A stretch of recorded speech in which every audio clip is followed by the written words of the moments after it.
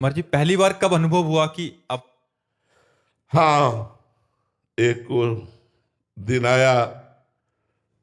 8-8 घंटे पद्मासन में बैठते थे, संन्यास मार्ग के पथिक थे तो योग मार्ग का आश्रय लिए हुए थे। जब राधा वल्लभ जी की शरण में हुए तो शरण तो बाहरी राधा वल्लभ जी की थी, आंतरिक शरण साधना की थी। हमारी साधना पर विशेष दृष्टि थी। साधन पथ पर जो हम कर रहे हैं वही मिलेगा, साधन पथ पर दृष्टि थी। जब हमें परेशानियां बढ़ी किडनी की, मुझे पता नहीं था कि किडनी भी किसे कहते हैं। गांव में पैदा हुए, गंगा किनारे पूरा जीवन व्यतीत हुआ तो मुझे पता भी नहीं था। तो हमें नोचन होती है हमारे पेट में। तो बलराम भैया ब्रजवासी हैं, हमारे पास 1 रुपया नहीं रहता था और ना है आज भी नहीं है 1 रुपया। उसने कहा चलो बाबा, अल्ट्रासाउंड कराया, डॉक्टर के पास दिखाया। डॉक्टर ने कहा तुम्हारी दोनों किडनी तो फेल होने जा रही है। ये क्या होता है? वो अंग होते हैं जिनके फेल होने पर आदमी मर जाता है।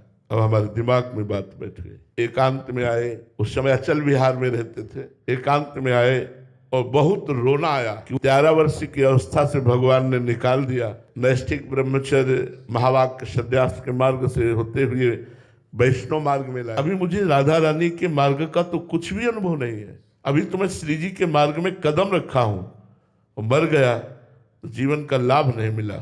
अब मरना है, ये किडनी फेल हो, 1 रुपया नहीं, कोई दवा नहीं, कुछ नहीं। बहुत रोए और वो आर्त भाव प्रकट हुआ कि अब हृदय निर्मल तो था ही, साधना करते थे। आर्त भाव, एकांत में आर्त भाव से प्रभु मुझ गरीब से अब आपकी आराधना भी नहीं बन पाएगी।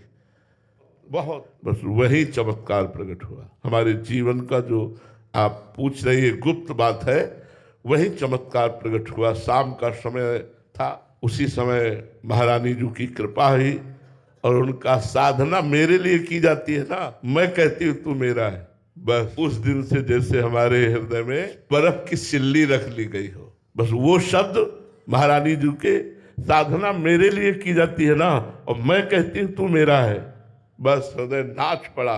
और उस दिन से शोक, चिंता, भय, दुख सब मिट गए। आज आप खुद देख लीजिए, लौकिक और पारलौकिक दोनों तरफ से हम सुखी हैं। कोई पानी देने वाला नहीं था भाई। और आज आप देख रहे हो भीड़ ही भीड़ है हमारे संतों की। संतों की 1500 सब नौजवान संत भगवान सेवा में है श्री जी की।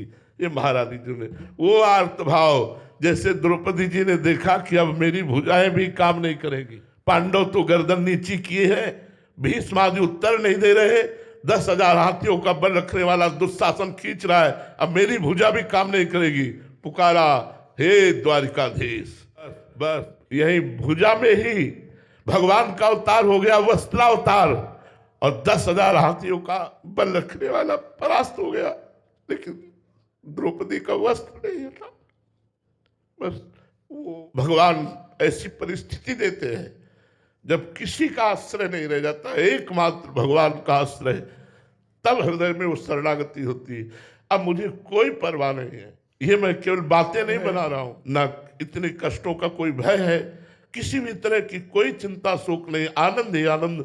10 दिशाएं हमारे लिए आनंदमय हो गई क्योंकि श्री जी ने मुझे स्वीकार कर लिया, प्रियाजू ने मुझे अपना बना लिया। बस इस बात से मैं निरंतर खुश रहता हूँ, आनंदित रहता हूँ कि यद्यपि अयोग्य हूँ फिर भी कृपा हो गई है और प्रभु ने स्वीकार किया। तो हमें तो लगता है दुख और विपत्ति, यही सच्ची शरणागति भगवान की तभी होती है जब अहंकार को कोई रास्ता नहीं मिलता और लगता है अब भगवान ही केवल बचा सकते हैं। जैसे गजेंद्र, हजारों हाथी हाथिनियां उसके अनुयायी थे, जब वो मेहनत करके भी नहीं गजेंद्र को छुड़ा पाए तो गजेंद्र को ही छोड़ के चले गए स्वार्थी संसार। गजेंद्र 1000 वर्ष तक लड़ता रहा। जब उसने देखा कि अब मैं परास्त हो गया, जलचर जीव ग्राह बड़ा बलवान है और मैं अब बचूंगा नहीं, उसको याद आ गई भगवान हरि की।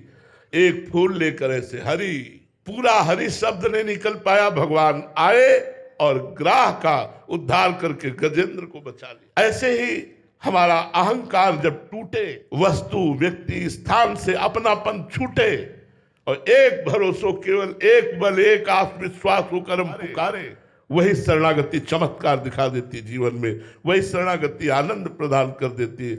मुझ मरे हुए व्यक्ति से प्रभु क्या क्या करवा रहे हैं, उनकी कृपा देख लीजिए। ये मेरी लाडली जू का प्रताप, ये हमारी किशोरी जू का प्रताप कि उन्होंने स्वीकार किया तो दिखा दिया कि मेरा भक्त अनाथ, दीन, गरीब या नीच नहीं होता। उन्होंने जगत बंदनी करके दिखा दिया, एक अधम जीव को जगत बंदनी करके दिखा दिया।